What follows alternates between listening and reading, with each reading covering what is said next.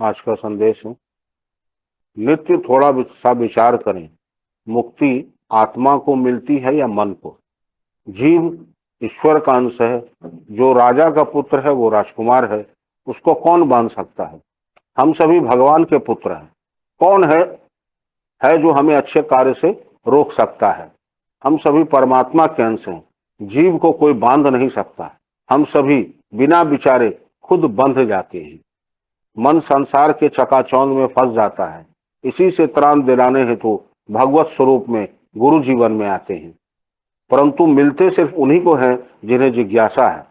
सिर्फ गुरु कृपा मात्र से साधन पथ सुलभ हो जाता है, जैसे निर्जन वन में मनोहारी उपवन हो। गुरु में जो सामर्थ्य है वो तत्व को तृप्ति प्रदान कर सकते हैं। गुरु ज्ञान है, गुरु दया है, गुरु ममता है, गुरु करुणा है। गुरु से अपना इस संसार में कोई नहीं होता।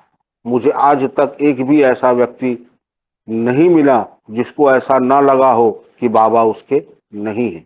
गुरु वो नहीं करते जो आपको अच्छा लगता है, बल्कि वो करते हैं जो आपके लिए अच्छा होगा। गुरु तो इस प्रतीक्षा में रहते हैं कि मेरा भक्त चलना तो शुरू करे।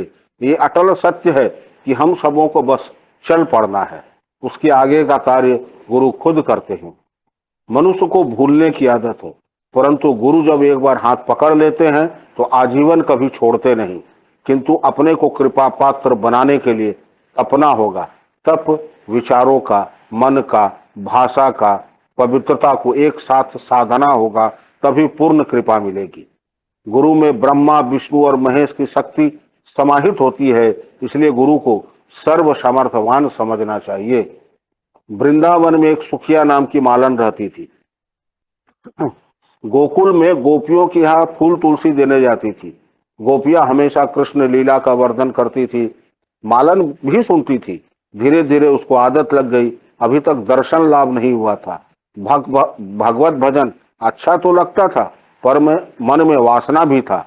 वासना रहित मन उस गंगा जल की तरह होता है जो शुद्ध निर्मल होता है। जिसका हृदय शुद्ध एवं निर्मल होता है, उसे भगवत प्राप्ति सरल एवं सहज हो जाता है। जब मालन यशोदा मैया के आंगन में जाते तो श्री कृष्ण घर से निकलते नहीं थे। तब उसने एक ब्राह्मण से पूछा, लीलाधारी के दर्शन कैसे होंगे? मैं बहुत गरीब हूँ और वासना भी बहुत है, साथ ही पढ़ी लिखी भी नहीं हूँ। उक्त ब्राह्मण ने कहा, कोई एक नियम बना लो, ध्यान करो। उस मालन ने कहा, ब्राह्मण यदि ध्यान में रहूंगी तो मेरे बच्चे का पेट कौन भरेगा? नित्य कमाती हो तब बच्चे खा पाते हैं। तब ब्राह्मण ने कहा कि इस राज परिसर का 108 परिक्रमा करो नित्य। मेरा विश्वास है कि बाकी बिहारी तुम्हें अपना लेंगे, तेरी गोद में आकर बैठ जाएंगे। सुखनी ने लगातार 3 साल राजविलास का प्रदक्षिणा किया। फलतः एक दिन वह फल बेचने आई।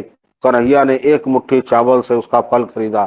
सुखनी प्रसन्न थी कि बाकी ने आज मेरा मनोरथ पूर्ण किया। जब वो घर गई तो देखा कि टोकरी रत्न जवाहरातों से भरा पड़ा है। उसका तो पूरा जीवन ही बदल गया। ऐसा हुआ क्यों? सिर्फ तप करने से। बिना तपे स्वर्ण कुंदन नहीं बनता, बिना तपे सिद्धि नहीं मिलती। इसलिए साधक को भी तपना होगा, तभी भगवत स्वरूप गुरु वास्तविक नजर आएंगे। अभी तक गुरु को देखते हैं, जिस दिन गुरु में देखने की चाह होगी, जीवन पूर्णतः बदल जाएगा। सिर्फ भाव रखिए, कन्हैया मेरे गोद में आकर बैठ जाएं, तो आप पाएंगे कि वो आकर बैठ गए हैं। क्योंकि भगवान तो भाव के भूखे हैं। बिना भाव बाजार में वस्तु मिले ना कोई, बिना भाव हरि क्यों मिले। आप सबका कल्याण हो। ठाकुर सबको साधन करने की शक्ति प्रदान करे। आप सबका मंगल हो। जय गुरु मां। जय गुरु। इस जीवन में यदि हम लोग चल रहे हैं, आगे बढ़ रहे हैं, तो ये मान लीजिए कि कोई हम लोग के लिए प्रार्थना कर रहा है। कुछ लोग हैं तो हम लोग का शुभ चिंतक हैं, उनके कारण हम लोग यहाँ बैठे हैं। एक छोटा सा कहानी बताता हूँ। एक शहर में, अच्छे बड़े शहर में एक रेस्टोरेंट था। उसका नाश्ता बहुत फेमस था। तो कुछ लोग थे कामकाजी, कुछ लोग विद्यार्थी, कुछ लोग शौक से। दुकान में भीड़ बहुत होती थी। तो एक व्यक्ति रोज आता था, काम ऑफिस में काम करता था। तो देखते हैं कि एक व्यक्ति आता है, चुपचाप नाश्ता करता है और बिना पैसा दिए निकल जाता है। इसको लगा भाई कि इसके मालिक को बता देना चाहिए। बड़ी मुश्किल से मालिक से मिला, बोला कि आपका व्यापार तो चौपट हो जाएगा। एक आदमी आता है, हम लगातार 1 महीने से देख रहे हैं, तो रोज आता है, और वो तभी आता है जब दुकान में भीड़ होता है, और वो नाश्ता करके चला जाता है। इससे तो आपका नुकसान होता होगा। तो मालिक ने जो कहा बड़ा मार्मिक बात बोला, बोले मुझे पता है, और दुकान में जो मेरी भीड़ है उसी की वजह से है। हम बोले कैसे? बोले कल सुबह आप आइएगा, दुकान खोलने के पहले आप आइएगा, आपको दिखाएंगे। आया, उसको बगल के गली से ले गया, बोला यहाँ खड़ा होकर देखिए। और वो जो भिखारी था, जो जिसको भोजन नहीं मिलता था, वो प्रार्थना कर रहा था कि भगवान इस दुकान में इतना भीड़ करो, उस भीड़ में जाके हम भी खा के चले आए। कहने का तात्पर्य है, बोला कि मुझे मालूम है, इसलिए हम देखते भी हैं, और जब वो आता है तो कहते हैं इसको थोड़ा ज्यादा डाल के दो, कोई टोकता नहीं है इसमें। सब जानता है यही भीख मांगता है, लेकिन मेरी दुकान चल रही है सिर्फ उसके प्रार्थना की वजह से। इसलिए आप प्रार्थना कीजिए। आप हम लोग जी रहे हैं तो किसी की दुआ के बदौलत, किसी की दवा के बदौलत जी रहे हैं, तो हम लोग भी किसी के लिए प्रार्थना करें जो भगवान इतना तरक्की करे, इतना तरक्की करे कि हमको मिलने के लिए समय लेना पड़े। उसका तो जो होगा प्रारब्ध है, अपना तरक्की तुरंत होगा। हम लोग ईर्ष्या में, द्वेष में, किसी ने कुछ अच्छा बात बोला उसका अलग अर्थ निकाल लेते हैं, किसी ने हमारे अहंकार को संतुष्ट करने के लिए बोला उसका अलग मतलब निकालते, वो हमारा प्रिय हो जाता है। लेकिन ये भूल जाते हैं कि जहाँ चाटुकारिता होती है, जहाँ चाटुकारिता का पुल होता है, उसके नीचे मतलब की नदी बहती है। जो कड़वा बोलता है वही आपका हितैषी है, क्योंकि चींटी जो है चीनी में लगता है, नमक में नहीं लगता है। इस बात का विचार करना छोड़ जाते हैं, विवेक मेरा साथ छोड़ देता है।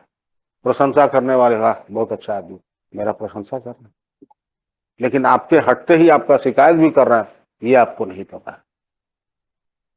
तो कहने का तात्पर्य है कि अगर किसी के प्रार्थना करने से मेरा जीवन अच्छा चल रहा है, किसी की दुकान अच्छी चल रही है, तो आप भी किसी के लिए प्रार्थना कीजिए। सर्वे भवन्तु सुखिनः, सर्वे सन्तु निरामया, सर्वे भद्राणि पश्यन्तु मां कश्चित् दुःखभाग् भवेत्। अभी तक अपने लिए पूजा कर रहे थे, जिस दिन पूजा करना शुरू करेंगे हमारा पूजा सफल होगा। जिस दिन ये कहेंगे कि सबका कल्याण हो, वसुधैव कुटुंबकम, पूरा संसार मेरा परिवार है, सब आपके अपने हो जाएंगे। होगा, ये पक्का है एकदम। ये भगवान की उक्ति है तो कभी गलत हो ही नहीं सकता। आपके साथ इसलिए नहीं घटित हो रहा है कि आपके मन में नोच हो, आप ऊंची नीचे करते हैं, हम ऊंची नीच करते हैं, इसीलिए वो नहीं दिखता है। जिस दिन मन निर्मल होगा, ये दावे के साथ कहता हूं कि साक्षात भगवत स्वरूप का दर्शन हो जाएगा। और हम लोग को क्या दर्शन नहीं हुआ है? हम लोग कितने बड़े अज्ञानी हैं कि गुरु के साथ बैठे, उनका स्पर्श किया, उनके साथ भोजन किए, उनके साथ तीर्थ यात्रा किया, उनके साथ हंसी मजाक किया, और भगवान को ढूंढने के लिए बैठे। अभी शिव पुराण में पढ़ा है, महादेव का कहना है कि गुरु साक्षात मेरा स्वरूप है, इसलिए गुरु की जो अवहेलना करेगा उसको त्रैलोक्य में त्राण नहीं है, और जो गुरु में भेद करेगा वो जीवन उसका कभी सुखी नहीं हो सकता। और देखा जो किए वो आज भुगत रहे हैं। जिसको गुरु में भगवान नहीं देखा उसको जिंदगी में भगवान नहीं दिखेगा, लेकिन जिसने गुरु को मान लिया आप ही सब कुछ है, उसका जीवन पर जीवन है। समस्या रहेगी, कठिनाई आएगी, शिकायत होगी, जिंदा है निंदा होगी।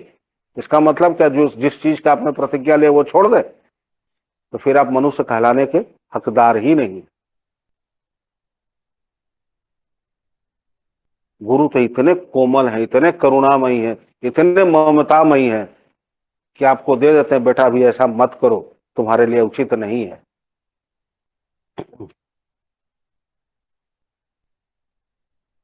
एक बार की बात बताता हूँ कि छोटा ही था, तो स्कूल में पढ़ रहे थे। कुछ भाई थे, उनको बस से अपने ऑफिस के काम से जाना था। तो बाबा ने अचानक कहा कि नहीं बस छोड़ दीजिए, ट्रेन ले लीजिए। तो बाबा रिजर्वेशन ने, बोले नहीं अब ट्रेन ले लीजिए। वहाँ ट्रेन थोड़ा कम है, बस की उस वक्त ज्यादा थी बस। उसके बगल में एक था, बोला जब भाई साहब बोल रहे हैं ना, तो जो बोल रहे हैं उसको मान लो। ठीक है, दो आदमी थे, दोनों के जाना था, चले गए। जब लौट के आए, दौड़ के आए मिलने के लिए, मतलब उतरे स्टेशन और सबसे पहले घर पे आया, घर भी नहीं गए अपने। लेकिन भैया आप जो कहे थे ना उस दिन बस में डकैती हो गया। तो गुरु वो नहीं कहते हैं जो आपको अच्छा लगता है, गुरु वो करते हैं जो आपके लिए अच्छा लगता है। तो बहुत सारी घटनाएं हैं। हम लोग चमत्कार को नमस्कार करते हैं, उसके पीछे का मर्म क्यों नहीं समझते। जिसका त्रिनेत्र खुल जाता है, और त्रिनेत्र तो एक ही के पास, महादेव के पास, फिर आप महादेव के प्रिय हो जाए। पूजा करने की आदत तो डालिए। पूजा नहीं हुआ उसके बाद यदि बेचैनी नहीं होती है, तब तो कभी पूजा नहीं हो। लेकिन जिस दिन लगेगा कि आज कम किया, आज नहीं हुआ है, और मन छटपट कर रहा है, तो रात के 12 बजे भी आपसे साधन करवा लेंगे।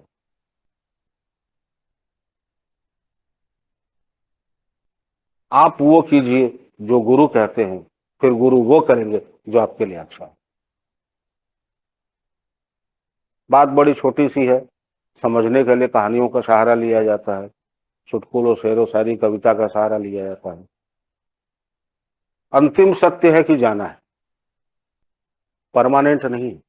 आप जब नहीं थे तो भी यह संसार था, आप जब नहीं होंगे तो भी यह संसार रहेगा। बीच में बुलबुले बन के हम लोग पैदा हुए हैं, तो इसको उत्सव बनाइए, न कि उपद्रव बनाइए। जिस दिन ये मर्म समझ गए कि हमारा जीवन बहुत कम है, इसमें प्रेम बांट के रहना है, प्रेम से रहना है, सारा क्लेश खत्म हो जाएगा। आप सबके अनुकूल नहीं है, सब आपके अनुकूल नहीं है, फिर सर फोड़े किस लिए, फिर ये माथा पच्ची किस लिए। आप संसार में किसी को खुश नहीं कर सकते, आप किसी को खुश कर ही नहीं सकते। आदमी खुश नहीं होता, उसका ईगो खुश होता है। ईगो कहता है खुश हो जाओ तो खुश हो जाएगा, और वो किस चीज में खुश होगा जिसका आप अनुमान नहीं लगा सकते। आप बहुत भला करके भी किसी को खुश नहीं कर सकते, उसके दिमाग में जो है वो उसी से खुश है। तो जब वो हमसे खुश होगा नहीं, तो हम अपना समय बर्बाद क्यों करें। फिर हम वो करें ना जिसके लिए हम आए हैं, अपना काम करें, अपना अध्ययन करें, अपना व्यापार करें, नौकरी करें, जिसको जो काम है उसमें तन्मय हो जाए, और ये मान के करें कि ये दुकान मेरा मंदिर और ग्राहक मेरा देवता है, बस मालिक के दया से। और जब दुकान बढ़ाने का हो, ऑफिस से निकलने को हो, हाथ एक बार जोड़ लीजिएगा, प्रभु कोई गलती हुआ तो हमको माफ कीजिए। आपका माफी वही हो गया। मन में विचार करना इतना तो कर ही सकते हैं, 1 रुपया लगना नहीं है। लेकिन क्या है ना, हम लोग का जब तक रुपया खर्चा नहीं होता, उस चीज का वैल्यू नहीं देते हम। मंगनी के माल का भरोसा नहीं होता। कृपा, दया, ममता, ये सब बिना पैसा का मिलता है, आपके व्यवहार से मिलेगा। लेकिन जो कहता है कि हम आपका सर पे हाथ रखेंगे, आपका ब्रह्मांड जगा जाएगा, वो तो ठग रहा है। लेकिन वहां देखिए भीड़ लगा हुआ है, क्योंकि वो पैसा ले रहा है ना। जहां सिर्फ अपने आप को अकिंचन मान लेने के लिए कहा जाता है, वहां लोगों को भरोसा नहीं। फर्क इस बुद्धि का है। इस मन को यदि आप सृजन में नहीं लगाइएगा तो विनाश की तरफ ही जाएगा। इसीलिए बाबा अक्सर कहते थे कुछ पढ़ने की आदत डाली। क्या पढ़े, पेपर पढ़िए, तो मैगजीन पढ़िए, पॉलिटिकल पसंद है वही पढ़िए, लेकिन दिमाग को लगा के रखिए। क्योंकि आदत अगर होगी पढ़ने की, तो कभी न कभी गलती से रामायण गीता भागवत भी पढ़ लेंगे। और सीखने की बात सब जगह, सब जगह, वहां से भी आप अच्छा निकाल लीजिए। मन में यह भाव होना चाहिए कि सीखने लायक बात इसमें क्या है, उससे भी अच्छी बात है आपको समझ में आएगी। इसलिए इतना ही अनुरोध है कि साधन कीजिए। पानी के बुलबुले हैं, किस दिन फूट जाएंगे कोई नहीं जानता है। और जाने के बाद इंसान की असली पहचान होती है कि आदमी कैसा था। कि आपका अर्थी उठाने वाला कितना आदमी आया है, ये आपके व्यवहार का परिचायक होता है। पैसा है जब तक, तब तक तो बहुत आदमी आया, लेकिन मरने के बाद कितना आदमी आता है, ये आपका व्यवहार दिखाता है। इसलिए कुछ मत कीजिए, अकिंचन होकर, मालिक को एकदम सरेंडर करके बोले मालिक मुझसे नहीं होता, आप करवा लीजिए। देखिए मालिक करवा लीजिए। एक पुनः सूचना देनी है, एक तो शाम में 4 बजे से शिव पुराण है, तो पटना से जितने लोग आ सके घर पर आए।